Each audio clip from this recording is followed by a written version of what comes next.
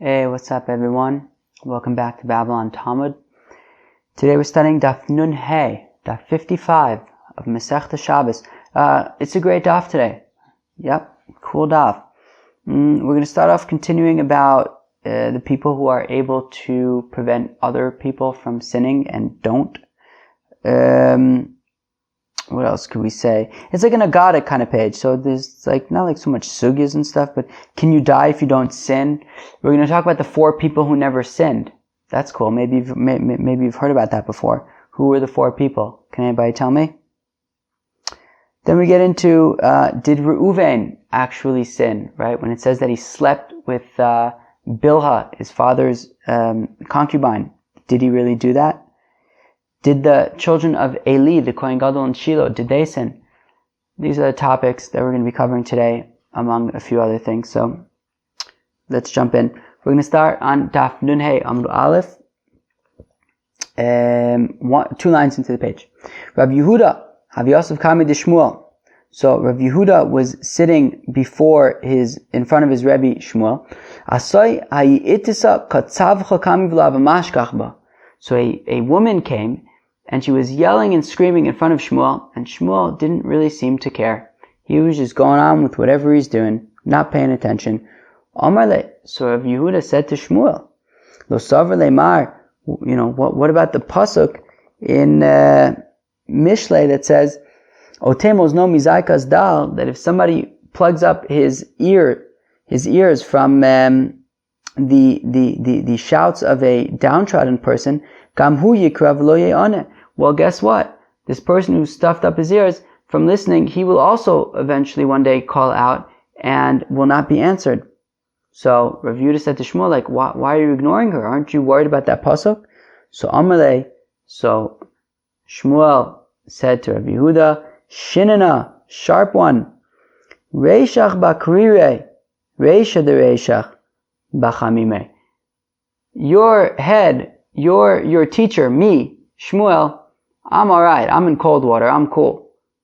It's your teacher's teacher who we gotta worry about, right? It's Mar Ukva, it's my teacher, Mar Ukva, who we gotta worry about. Ha Yosef Mar Ukva Abbezdin, because after all, Mar Ukva is an Abbezdin, meaning, what Shmuel is saying is that, Mar Ukva, what am I? I'm just a low, I'm just me. I can't actually help this woman. My Ukva, who's the Av Bezdin, he can actually help her. So, so Shmuel is saying to Rav Yehuda, you and I, we don't have to worry about that pasuk about when we call out, God won't answer us, because we can't help anyways. But Mar Ukva, who is able to help, he actually has to be careful.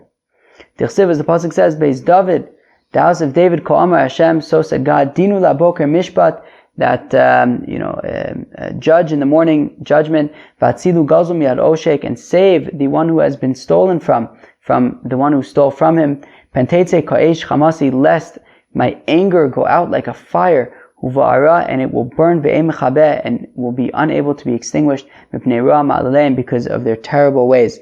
So we see that, as somebody who actually has the ability to judge and fix a situation, well then, if they don't take responsibility, then fires are going to be raging uncontrollably.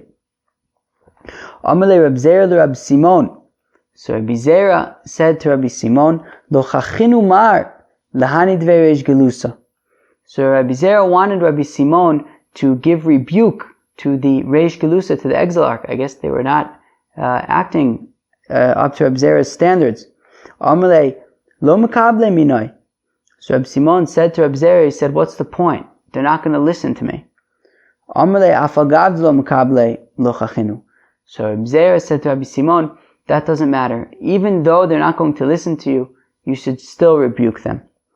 To Amar Rav Acha Rab Chanina, because Rav Acha Rab Chanina said, Me'olam lo yotzasa mida tovim mepi HaKadosh Baruch Hu v'chazar b'lira'ah, that the Eibishter never said that something good was going to happen, and then reneged and decided that actually something bad is going to happen instead. Chutz midavar zeh. This is the only exception. The only exception being in a situation where there was somebody who was able to help, and those people said, you know what? There's nothing we can do anyways. What's the point of wasting our time? That was the only time that the Eibishter made a decree, a positive decree, and reneged. Let's see.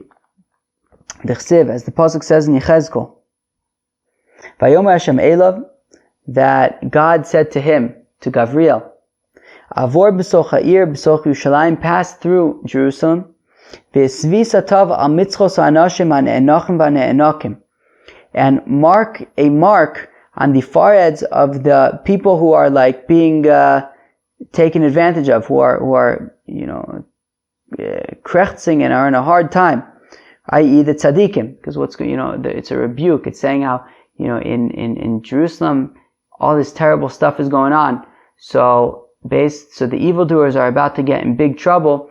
However, the tzaddikim, they will be saved. So Hashem was instructing to Gabriel to put a mark on the foreheads of all the people who will be spared.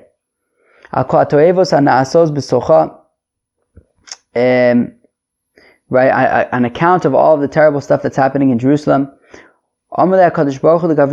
So the Gemara explains what this pasuk means. So the Eibishter said to Gabriel, Lech, go,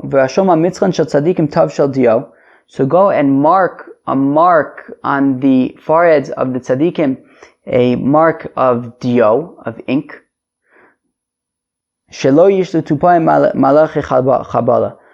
the destroying angels should see this mark of ink and know that these fellows should be spared. And on the foreheads of the evildoers, they shall, Gabriel, you should mark a mark of blood, so that the destroying angels should know to smite them. Now, I wonder if Gabriel had like a big tub of like blood and paint it on their foreheads, or maybe he just like took a knife and just slashed their foreheads and then they just bled. I don't know. So now, Midas Hadin, sort of the negative kind of force, the sort of prosecuting force perked up in front of God and said, Ribono shel Olam, Master of the world, manishtinu elu me'elu. What's the difference between these people who are being spared and these people who are being killed? Amar lo. So God said to the Midas Hadin, Halalu tzadikim gemurim, v'halalu rishayim gemurim. He said, well, it's simple. These people who are being spared are absolute tzaddikim. These people who are being killed are absolute rishayim. So Amra lefanav, to which the Midas Hadin said to God, Ribono shel Olam, Master of the world,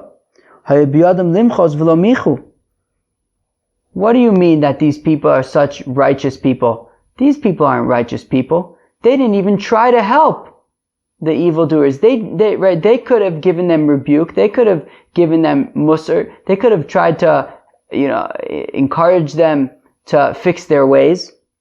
And they didn't. That doesn't sound like righteousness to me. Amrla. So God said to the Midas Hadin, yeah, but God said to Midas Hadin, he said, yeah, but I look, I'm God, like I know stuff. And I know that if they would have even tried, it would have been futile. So like, you really can't hold it against them for not trying. It was kind of like it would have been pointless anyways. Amr lefanav, to which Midas Hadin said to God, Ribono shel Olam, Master of the world, Im lefanecha galui, fine, you have special God powers, so you know that it would have been futile. But lehem migalui, did they know that it would have been futile? They don't know that. They can't tell the future. They don't know that it would have been futile. They should have attempted to help these evildoers.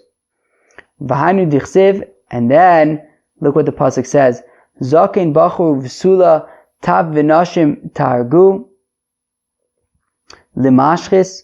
So elders and young people, virgins, children, women, they shall be killed.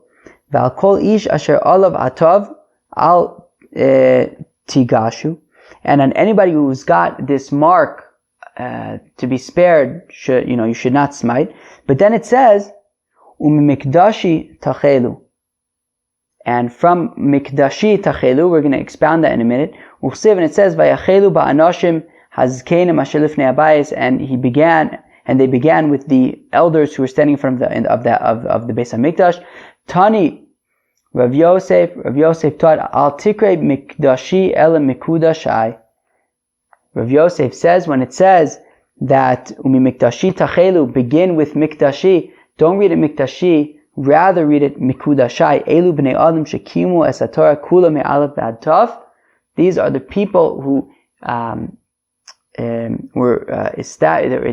did like all the mitzvahs, did everything in the Torah from Aleph till Tav. They did absolutely everything, i.e. they were the tzaddikim.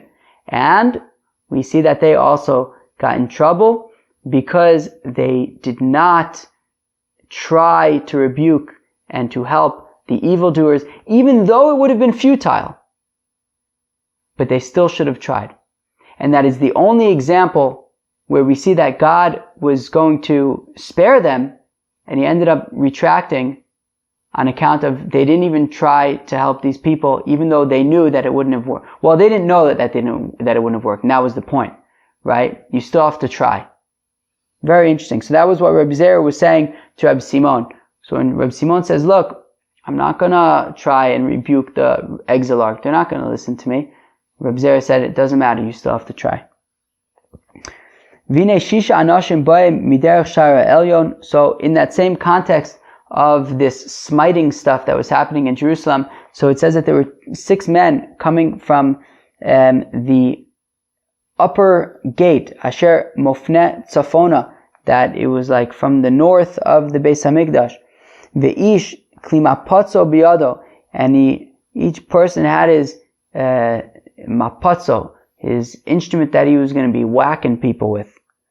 Ve'ish echad b'sochem lavu shabadim, and there was one among them that was wearing like white clothes.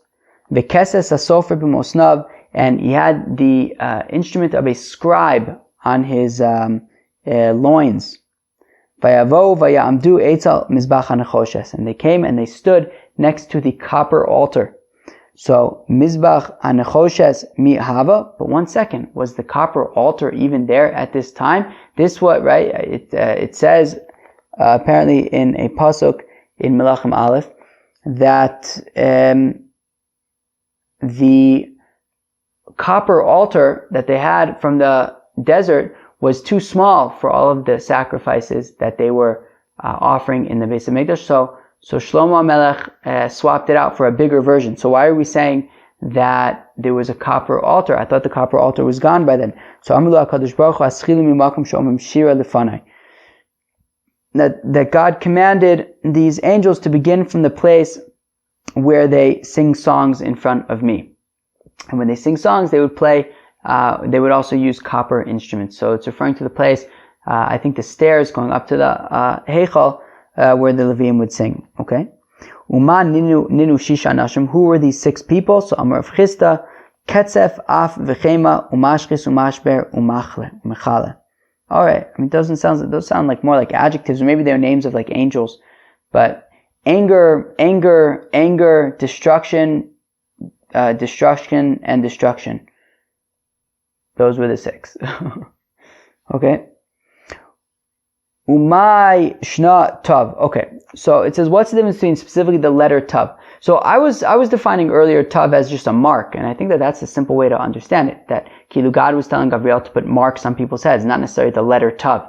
But we are understanding, but the Gemara right now is understanding it to mean, no, he actually wrote the letter tav. So what's specific about the letter tav?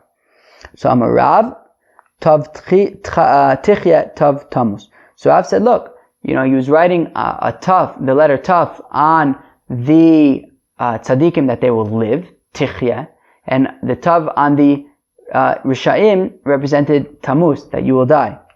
Ushmuel amar tamuz chus avos. Shmuel says that the letter tav represents that there is no longer any merit of the forefathers, Avraham, Yitzchak, and Yaakov. They're not going to help you anymore. Any help that they may have been able to offer has already been used up. Rabbi Yochanan Amar, said Rabbi Yochanan, Tachon zchus avos. I guess beseech the merit of the fathers, and I don't know, maybe it'll help. V'Rish Lakish Amar, Tav sof chosam shel HaKadosh Baruch Hu. Rish Lakish says that the letter Taf is the end of the seal of God.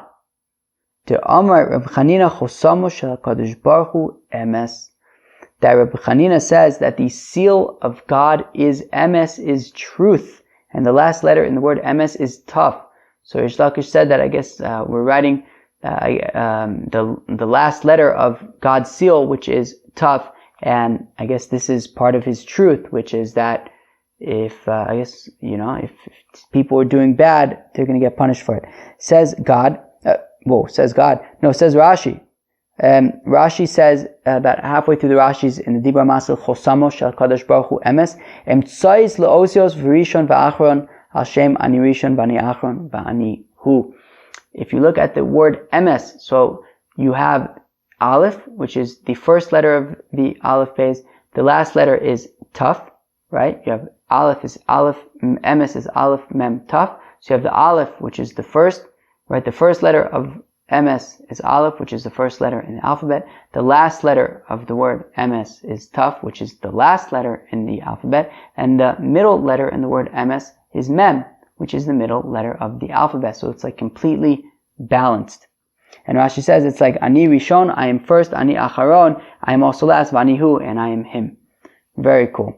Rabbi Shmuel bar Nachmani Omar, Elu bnei Adam shekimu es haTorah kula me'alef v'ad taf. These are these people who, did everything in the Torah from Aleph till Taf, and still they got punished because they did not attempt to help out their brethren.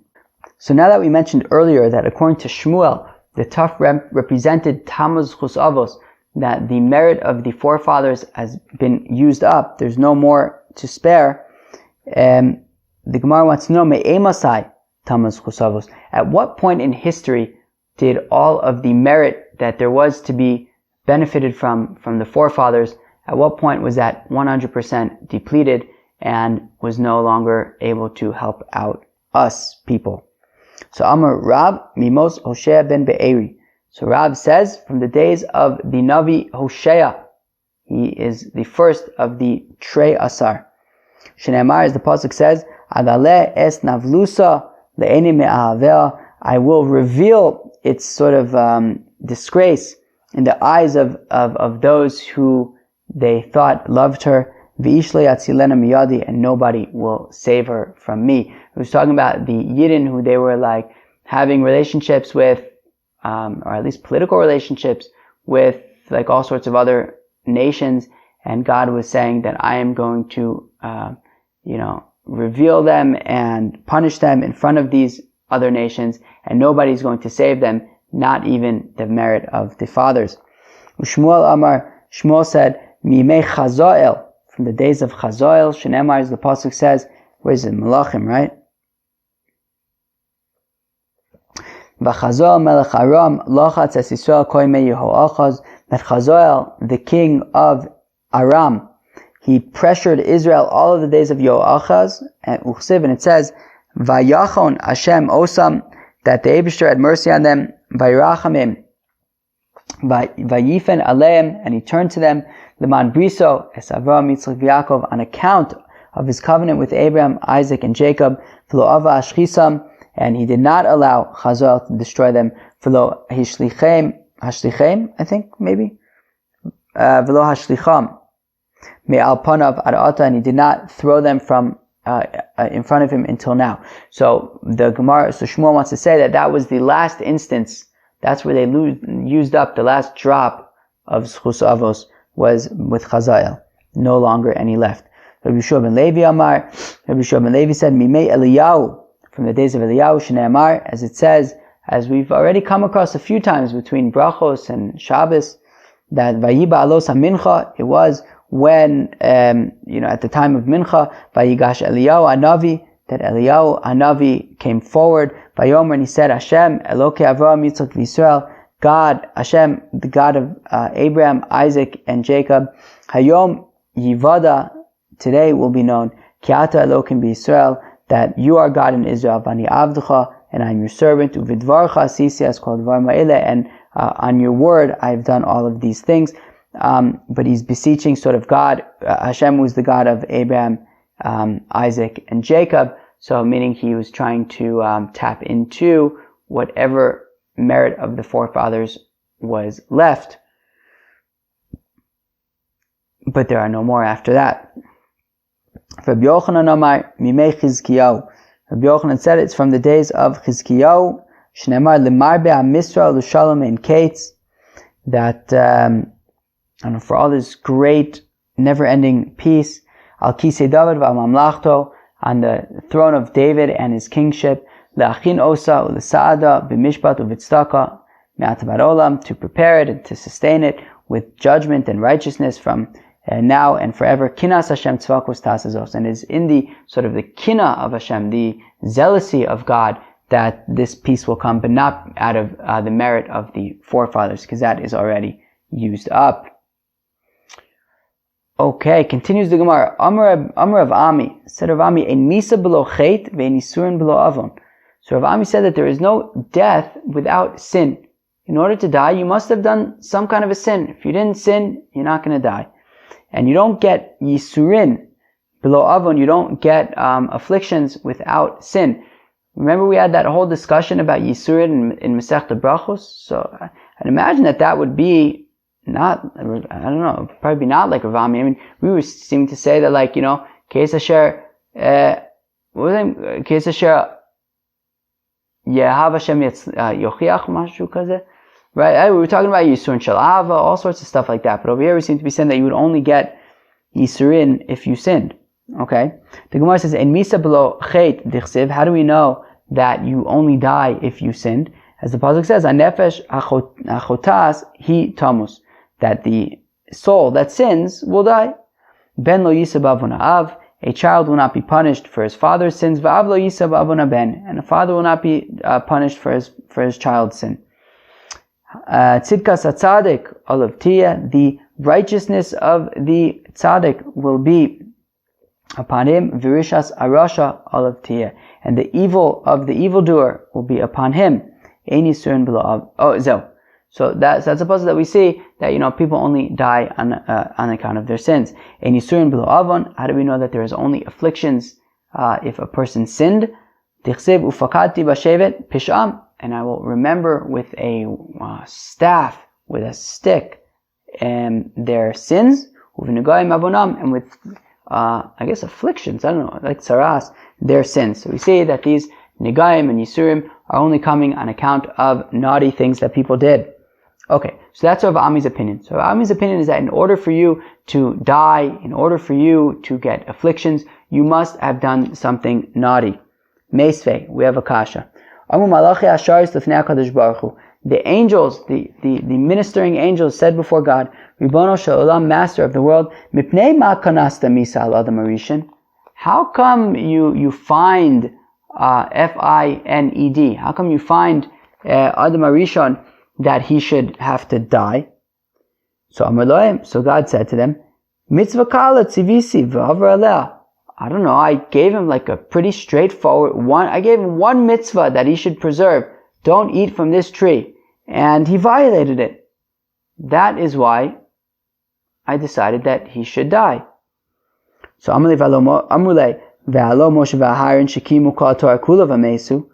they said to God, yeah, okay, fine, okay, good, fine. Adam Rishon, he sinned, so he has to die, fine. But what about Moshe and Aaron?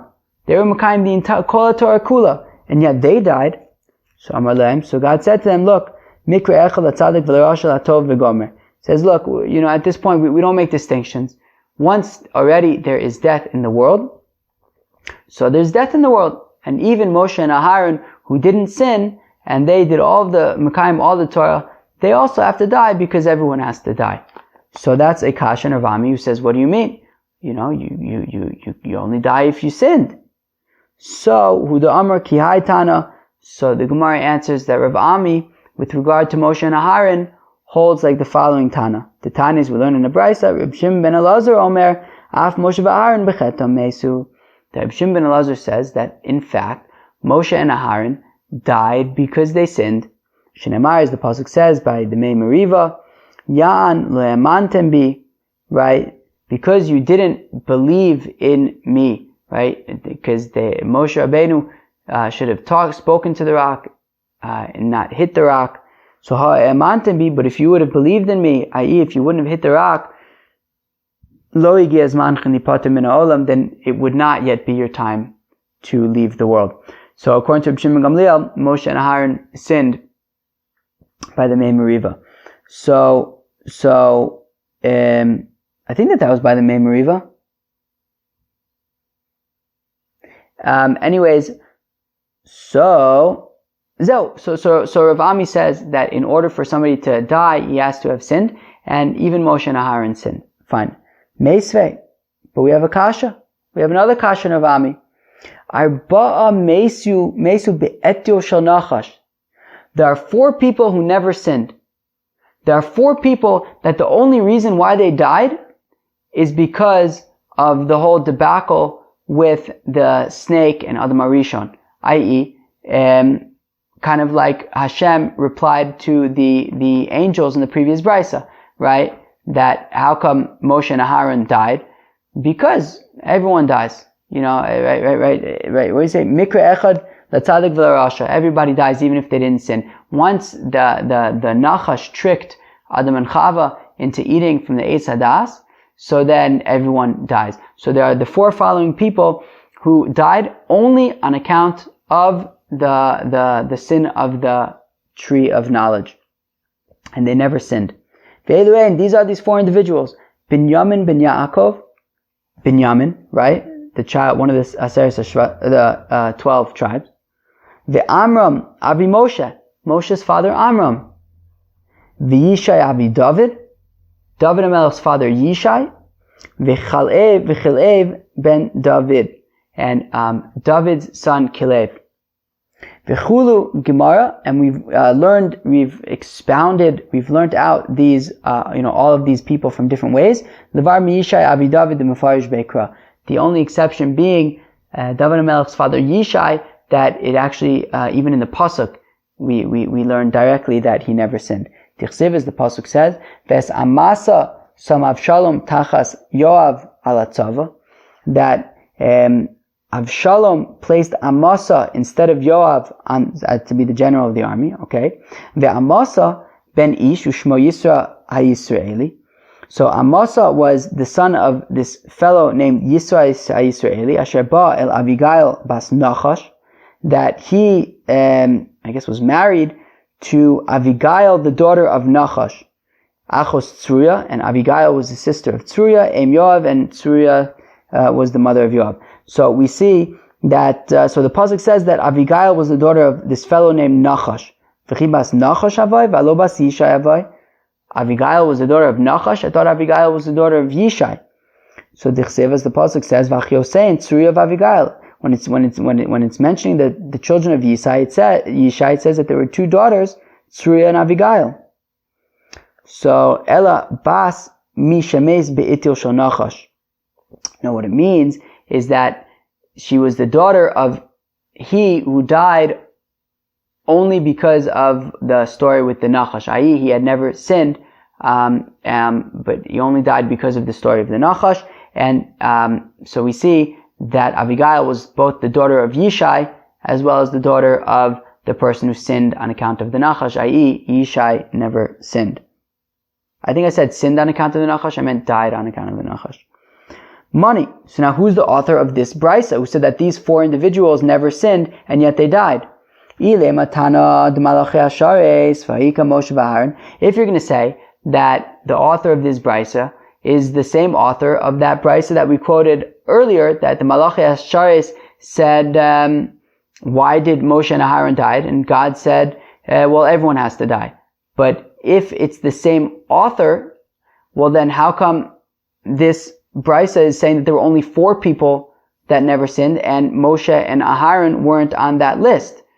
If it was the same author as the earlier brisa about the Malachi Hasharis, well, apparently Moshe and Aharon should have been added to this list also because they didn't sin. So Reb Shimon ben Elazar, rather the author of this brisa must be Reb Shimon ben Elazar, because Reb Shimon ben Elazar said that Moshe and Aharon in fact did sin. So, and however, he admits that these 4 people never sinned. And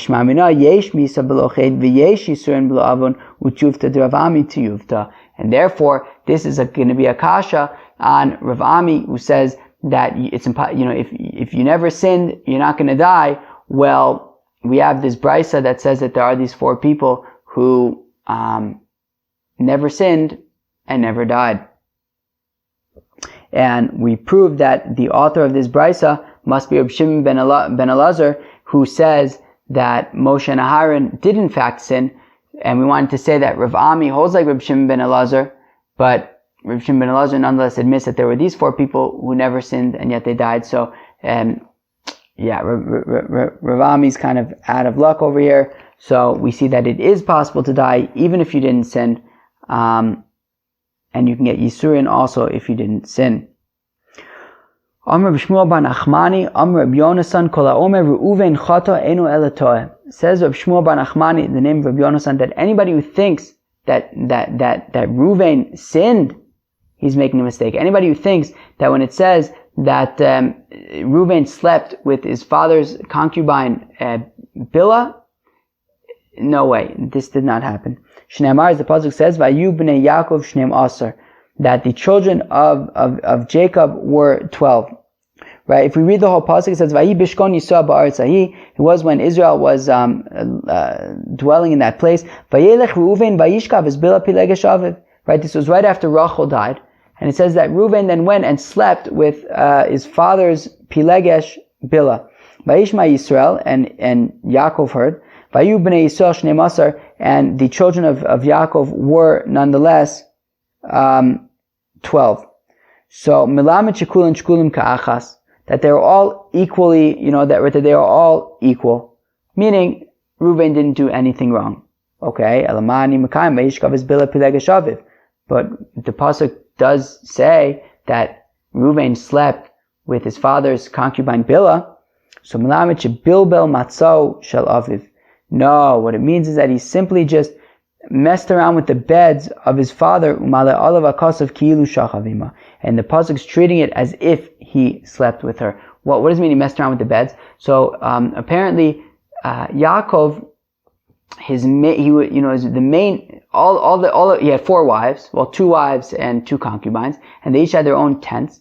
And normally he would generally sleep in Rachel's tent, but once Rachel died, so Yaakov Avinu put his tent in Bilhah's tent. Bilhah was Rachel's kind of maidservant, who was also Yaakov's concubine.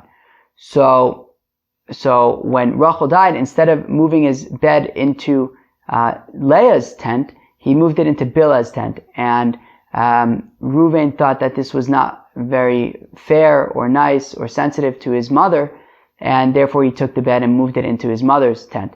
And the pasuk says, and the Gemara is saying that because he messed around with his with the bed of Yaakov Avinu, it's ke'ilu he slept with Bilhah by taking the bed out of her tent. Tanya, we learn in a brisa, Reb Shimon ben Elazar Omer, says Reb Shimon ben Elazar, Mutzal oso tzadik me oso avon, that righteous person, Reuven, is saved from that sin, i.e., he never did it. V'lo b'maisa zeliyado, and this event never happened. He never slept with his father's concubine. Efshar asad zar lamur al har eva v'lomar. Is it possible that Reuven's descendants are going to stand on the mountain of Eval and say, Aru shochev me'eshes aviv, that cursed is the person who sleeps with his father's wife, v'yavo chedza liyado, and yet he was somebody who failed to transgress this sin? And as Rashi points out, Kilu, it wouldn't be very nice to Kilu force the children of Reuven to stand on Har Eval and say that anybody who sleeps with their father's wife is cursed while their ancestor himself did it. No, so impossible. He didn't actually sleep with Bilhah. Elamani Mikayim Bayishkav is Bilhah Pilegesh Aviv. So what does it mean that he slept with Bilhah, the concubine of his father? Elbon imo tava. He was simply trying to, claim the disgrace of his mother. Amar, he said, Im achos imi haisatzar imi. If my mother's own biological sister was caused a very tense situation for my mother, in that Yaakov clearly favored Rachel over her. Shifchas achos imi teitzar leimi. Well, then certainly the concubine, right, the maid servant of my mother's sister Rachel will be, all the more difficult for my mother, and therefore Reuven felt very uncomfortable with the fact that Yaakov put his bed in Bilhah's tent. Amad, he went, uvilbel es matza'a, and he went and he therefore took the bed out of Bilhah's tent and put it in Leah's tent. Acherim Omrim says Acherim, which is generally understood to be Rabbi Meir. Shtei matzos bilbel, he wasn't actually messing around with one bed, with just Yaakov's bed. Actually, he was messing around with two beds. Achas shel Shechina, v'achas shel Aviv. One of the Shechina and one of his father. And Rashi says that, Yaakov, how would he decide in which tent he was going to sleep that night? So there was a bed for God that was in each of the tents, and God would kind of indicate to Yaakov by way of this bed which tent he wanted Yaakov to sleep in that night. And therefore, by moving Yaakov's bed out of Bilhah's tent and into his mother Leah's tent, he was actually not only undoing Yaakov's desire, but also God's desire. And this is what it says: "Az chilalta yitzui Allah," that then you disgraced the one who would go on my bed, i.e., God. Kitanoi, and this is actually a machlokas tanoi, right? This question of did Reuven actually sleep with Bilhah or not is actually a machlokas tanaim. There are opinions that he did actually sleep with her, as we learn in a brisa. Pachaz kamaim al tosar, right? Because you were hasty like water, therefore you will not, extend or something. But we're going to learn out pachaz, pei ches zayin, and expound each letter individually. Rabbi Eliezer Omer says, Rabbi Eliezer, Pazta, chavta, zalta. You hasted, you sinned, and you cheapened. I.e., and so in that sense, he actually did sin. Rabbi Yeshua Omer says, Rabbi Yeshua, pasata aldas, you trampled on religion, I guess. Chatasa, you sinned. Zanisa, zanisa, I don't know how to define zanisa, but you, I guess, slept with Bilhah. Rabbi Gamliel Omer, so now Rabbi Gamliel says it in a positive light. Omer pilalta, right? Pei is pilalta, you prayed. Chalta, also a lashon of praise, like Vayicha Moshe. Zarcha tfilascha, and your prayer worked, and you didn't actually sin with Bilhah. Rabbi Gamliel, Adayin tzrichin anu l'modai. And Rabbi Gamliel says, look, we still need to get the opinion of Rabbi Lazar Amodai over here. Rabbi Lazar Amodai Omer, it says Rabbi Lazar Amodai, hafoches ateva v'darsha, flip around the word and expound it. So instead of learning out pachaz, pei, ches, zayin, flip it around, zayin, ches, pei. Za'azata, you trembled. Hirtata, you held yourself back. Parcha chet, mimcha, and any potential for sin flew away from you. Rava Amar said, Rava va'amila Rabbi Yirmiyah bar Abba. Zacharta onsho shadavar, you remembered the punishment that would be connected with sleeping with Bilhah. Chalisa atzmucha choli gadol, you made yourself very sick over the notion. Perashta milachto, and you held yourself back from sinning. Okay? Now the Gemara says, Reuvein, Bnei Eli, Bnei Shmuel, David, Shlomo, Vyoshia, Simon. It's a sign, I guess, probably to explain, to keep in mind all the different people who were going to say that didn't actually sin. V'amar Reb Shmuel bar Nachmani, Amar Reb Yonasan, Kol ha'omer b'nei Eli chatu, enu ela to'eh. Anybody who says that the children of Eli sinned, he is mistaken. Shneimar, as the pasuk says in Shmuel, V'shem shnei b'nei Eli, Chofni u'Pinchas kohanim la'Hashem, that the names of the two children of Eli were Chofni and Pinchas. They were priests for God. Eli was the Kohen Gadol in Shiloh during the time of Chana, and he had these two sons, Chofni and Pinchas. And it says in the pasuk in Shmuel how they would do all sorts of bad stuff. And part of what it says over there, it says that they would sleep with the women who came to bring korbanos. That sounds pretty not so good. But Reb Shmuel bar Nachmani is saying in the name of Reb Yonasan that anybody who thinks that they were actually sleeping with these women who were coming to bring korbanos is mistaken. And Rashi says in the Rashi, Dibra Maschil, Kol HaOmer B'nei Eli Chatu, Be'eshes Ish, Einu Ele Toeh, Umiu, Be'bizion Kachim Chatu. So Rashi points out that anybody who thinks that they were sleeping with these women is mistaken. However, they did violate, they were being inappropriate with the korbanos that people were bringing, right? They would come, it says that they would just like take meat from people and eat it, and they were like being pretty corrupt Kohanim. Now, the pasuk says, so the Gemara says, Savrla Kirav, so Rav Shmuel bar Nachmani, or really, I guess Rabbi Yonasan holds like Rav. Tamar Rav, Pinchas lo chata. Rav says that Pinchas did not sin with these women. So Makish Chofni le Pinchas, and Rabbi Yonasan is now, saying that the pasuk says Chofni of Pinchas, it compares Chofni and Pinchas, and therefore, Ma Pinchas lo chata, Af Chofni lo chata. So just like Pinchas didn't sin, so also Chofni didn't sin. Elamani Mekayma she'yishkivu nesa anashim. But what about the pasuk that says that they would sleep with these women? So mitoch shesho es kinein shlohachu etzo balein male alein akosov kilu shchavum. No, rather that women would come to bring their bird offerings if they were like a zava, and then they became pure, so they would have to bring bird offerings. Or if they gave birth, then at the end of, I believe, like the 40 days for a boy and the 80 days for a girl, they would bring these birds. So they were just like being lax, and they weren't offering them on time. Therefore, the women didn't know if they were yet offered. They didn't know if they can go home and be with their husbands.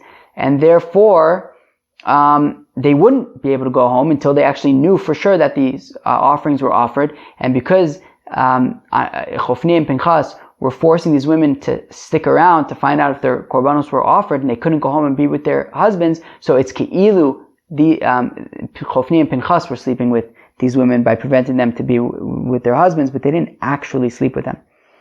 Gufa Amar Rav Pinchas lo chata. So we said earlier that Rav said that Pinchas didn't sin. Shenemar, as the pasuk says, Va'achiyah ben Achituv, Achi I Kavod, ben Pinchas ben Eli Kohen Hashem V'gomer. That it says that Achiyah was the son of Achituv, who was the brother of Ikavod, the son of Pinchas, the son of Eli Kohen V'gomer. Now, and that pasuk then continues, and it says, Nosei ephod, that he was wearing the ephod. So the pasuk is basically praising this person, Achiyah, and it's saying the family that it comes from, and it comes from Pinchas. So now,